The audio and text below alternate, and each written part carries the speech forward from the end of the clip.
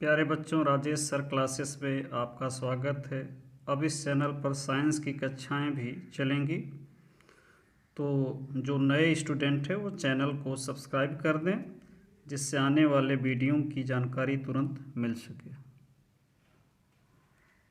अब science class 10 chapter 10 part 1 प्रकाश, परावर्तन तथा अपवर्तन। प्रकाश, लाइट। प्रकाश क्या है? प्रकाश एक प्रकार की ऊर्जा है जो हमारे दृष्टि ज्ञान को जागृत करता है, जिसके द्वारा हम वस्तुओं को देख सकते हैं। यानी प्रकाश एक प्रकार का कारक है जिसके द्वारा हम वस्तुओं को देख सकते हैं। जैसे किसी अंधेरे कमरे में यदि हम खड़े हो जाएं तो हमें कोई वस्तु दिखाई नहीं देगी, तो किसी वस्तु को देखने के लिए आँख के अलावा, नेत्र के अलावा प्रकाश की भी ज़रूरत होती है। तो ये एक बाह्य कारक है जिससे हम वस्तुओं को देख सकते हैं। तो ये इसकी डिफिनीशन, एक तमाम डिफिनीशन ये भी है। प्रकाश एक प्रकार की ऊर्जा है जो हमारे दृष्टि ज्ञान को जागृत करता है, जिसके द्वारा हम वस्तुओं को देख सकते हैं। अब प्रकाश के गुण। प्रकाश के गुण, तो प्रकाश के निम्नवत गुण हैं। प्रकाश क्या है? पहला, प्रकाश विद्युत चुंबकीय तरंगों के रूप में एक सरल रेखा में गति करता है। प्रकाश क्या करता है? विद्युत चुंबकीय तरंगों के रूप में एक सरल रेखा में गति करता है। एक सरल रेखा में गति करता है। जैसे हम यदि रात के अंधेरे में टॉर्च जलाएं तो देखते हैं एक सीधी किरण निकलती है, तो वो सीधी रेखा में चलती है। या सूर्य से जो प्रकाश आती है सुबह के समय देखिए तो एक किरण के रूप में सीधी आती है। दूसरा है, निर्वात में प्रकाश की चाल 3×10⁸ मीटर पर सेकेंड। निर्वात में प्रकाश की चाल, ये इसको यदि किमी में चेंज करें तो 3 लाख किमी पर सेकेंड। अब इससे आप अनुमान लगा सकते हैं 3 लाख किमी पर सेकेंड के वेग से चलती है। निर्वात क्या होता है? शब्द है निर्वात, वैक्यूम। यानी निर्वात का अर्थ होता है जहाँ कोई माध्यम न हो। तो इसमें प्रकाश की चाल इतनी होगी। दृश्य प्रकाश का तरंगदैर्ध्य। दृश्य प्रकाश का तरंगदैर्ध्य 3900 एंगस्ट्रॉम से 7800 एंगस्ट्रॉम तक होता है। अब एक एंगस्ट्रॉम में हम जानते हैं 10⁻10 मीटर होता है। प्रकाश पारदर्शी माध्यम से गुजर सकता है, परंतु अपारदर्शी माध्यम में से नहीं गुजर सकता है। प्रकाश पारदर्शी माध्यम में से जा सकता है किंतु अपारदर्शी माध्यम से नहीं। तो ये पारदर्शी माध्यम क्या होता है? पारदर्शी माध्यम वो है जिससे प्रकाश गुजर जाए, ट्रांसपेरेंट कर जाए। अपारदर्शी वो होता है जिससे वो गुजर न सके। तो पारदर्शी माध्यम के उदाहरण हैं वायु है, जल है, कांच है।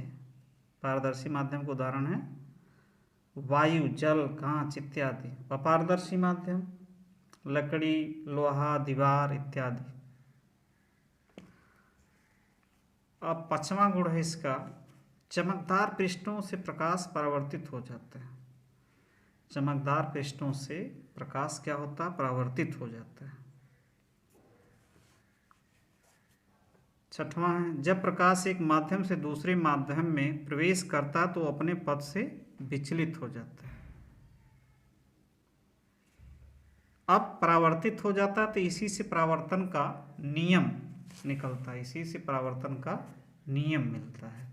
और 6वां है, जब प्रकाश एक माध्यम से दूसरे माध्यम में प्रवेश करता तो अपने पथ से विचलित हो जाता है और इससे अपवर्तन का नियम निकलता है।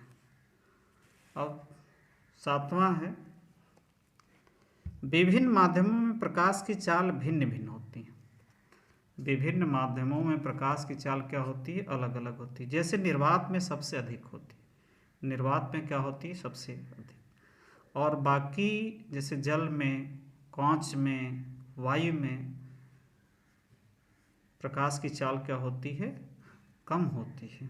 ये आगे बताया जाएगा प्रश्नों के द्वारा कि अब प्रकाश का परावर्तन क्या होता है। प्रकाश का परावर्तन, रिफ्लेक्शन ऑफ लाइट क्या है। अब ये प्रकाश का एक गुण है। जब प्रकाश की किरणें किसी सतह से टकरा कर वापस उसी माध्यम में लौट आए तो इस प्रक्रिया को प्रकाश का परावर्तन कहते हैं। किसी सतह, चिकने सतह से टकराकर उसी माध्यम में, जिस माध्यम से गई है उसी माध्यम में लौट आए तो जो प्रक्रिया है इसको क्या कहेंगे, प्रकाश का परावर्तन कहते हैं। जैसे समतल दर्पण पर यदि हम प्रकाश टॉर्च जलाएं तो तुरंत चकाचौंध हो जाता है, तो क्या होता है, प्रकाश उस पर पड़ती है और तुरंत हमारे आंखों पर आती है। और परावर्तन के द्वारा ही कोई वस्तु को, किसी वस्तु को हम देख सकते हैं। जैसे रात में चल रहे हैं और कुछ दिखाई नहीं पड़ रहा है, यदि हमारे पास टॉर्च है, टॉर्च जलाते हैं तो यदि कोई व्यक्ति है तो वो दिखाई देता है। इसका अर्थ है कि लाइट किरण गई और वहाँ से टकराई और फिर हमारे आँख पर लौटी तो वो वस्तु हमें दिखाई दी। यानी प्रकाश के परावर्तन के कारण ही कोई वस्तु दिखाई देती है। प्रकाश के परावर्तन के नियम, हम परावर्तन क्या होता है इसको पढ़ चुके हैं। अब प्रकाश के परावर्तन के नियम को पढ़ना। परावर्तन के दो नियम होते हैं। नियम पढ़ने से पहले इस फिगर को देखा जाए। M1 M2 एक समतल दर्पण है। AB एक किरण इस पर आपतित होती, इंसिडेंट होती है और यह BC दिशा में निकल जाती है। और इस बिंदु को जिसे आपतन बिंदु कहते हैं, आपतन बिंदु कहते हैं। यदि लंब खींचा जाए, इस लंब को अभिलंब कहते हैं, इस लंब को अभिलंब कहते हैं। तो अभिलंब और आपतित किरण के बीच जो कोण बनेगा वो आपतन कोण होता है। अभिलंब और परावर्तित किरण के बीच जो कोण बनता है उसे परावर्तन कोण कहते हैं। आपतन कोण को I से, परावर्तन कोण को R से प्रदर्शित करते हैं। यानी एक किरण आई और चिकने तल यानी समतल दर्पण से परावर्तित हुई और निकल गई उसी माध्यम में, यानी जिस माध्यम से आई उसी माध्यम में निकल गई। अब पहला नियम इस चित्र की मदद से देखिए। आपतित किरण, परावर्तित किरण और आपतन बिंदु पर खींचा गया अभिलंब तीनों एक ही तल में होते हैं। यानी आपतित किरण, परावर्तित किरण और अभिलंब तीनों एक ही तल में। ये जैसे कागज का तल है तो इसका तीनों का तल एक ही कागज का तल ही होगा। या ब्लैक बोर्ड है तो उसके तल पर खींचा गया तो वो एक ही तल होगा, इसका इसी तल में आएगी, इसी तल से परावर्तित होगी। दूसरा है परावर्तन कोण सदैव आपतन कोण के बराबर होता है। जो परावर्तन कोण R होता है वो सदैव आपतन कोण I के बराबर होता है। ये दो नियम हुए प्रकाश के परावर्तन के, दो नियम, पहला और दूसरा। इसको अच्छी तरह समझ लीजिए, परीक्षा में ये बहुत महत्वपूर्ण होगा। अब बात आती है प्रतिबिंब क्या होता है। प्रतिबिंब,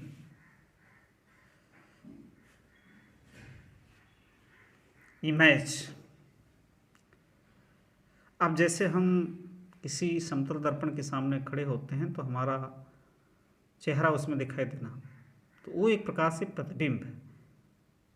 तो देखिए इसकी परिभाषा। जब दर्पण के सामने किसी वस्तु को रखते हैं तो दर्पण में उस वस्तु की आकृति बन जाती है। इस आकृति को वस्तु का प्रतिबिंब कहते हैं। यानी दर्पण के सामने यदि किसी वस्तु को रखे तो हूबहू उसकी आकृति दर्पण में बन जाती है। जैसे हम समतल दर्पण के सामने यदि खड़े हो जाएं, जितनी दूरी पर खड़े होंगे उतनी दूरी पर ही हमारा प्रतिबिंब बनेगा।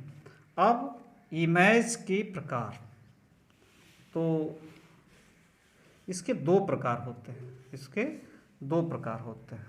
पहला है वास्तविक प्रतिबिंब, रियल इमेज।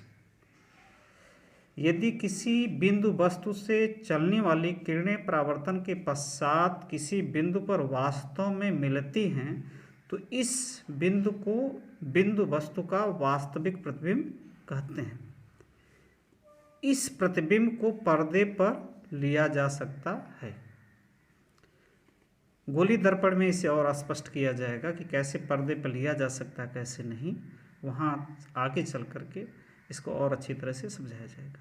यहाँ केवल यही देखिए, यदि किसी बिंदु वस्तु से चलने वाली किरणें परावर्तन के पश्चात किसी बिंदु पर वास्तव में मिलती हैं तो इस बिंदु को बिंदु वस्तु का वास्तविक प्रतिबिंब कहते हैं।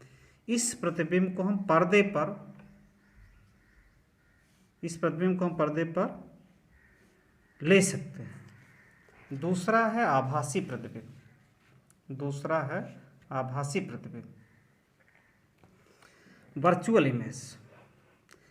यदि बिंदु वस्तु से चलने वाली किरणें परावर्तन के पश्चात किसी दूसरे बिंदु से आती हुई प्रतीत होती हैं तो इस बिंदु को बिंदु वस्तु का आभासी प्रतिबिंब कहते हैं। इस प्रतिबिंब को पर्दे पर नहीं लिया जा सकता, यानी ये जो प्रतिबिंब बनेगा, वर्चुअल इमेज जो बनेगा, उसको हम पर्दे पर नहीं ले सकते हैं। तो समतल दर्पण में जो हमारा प्रतिबिंब बनता है वो आभासी प्रतिबिंब ही होता है। इसको हम पर्दे पर नहीं ले सकते। पर्दा कहाँ लगाएंगे, क्योंकि हम दर्पण के सामने हैं। यदि पर्दा लगा देंगे तो हमारा चेहरा ही नहीं दिखाई देगा, हमारा प्रतिबिंब ही नहीं बनेगा। तो समतल दर्पण में जो किसी व्यक्ति या किसी चीज़ का प्रतिबिंब बनता है वो सदैव आभासी होता है। अगले वीडियो पार्ट 2 में गोली दर्पण और उससे संबंधित डिफिनीशन होंगे, तो चैनल को सब्सक्राइब कर लेंगे तो वो अपडेट आपको जल्दी से जल्दी मिलेगी। धन्यवाद।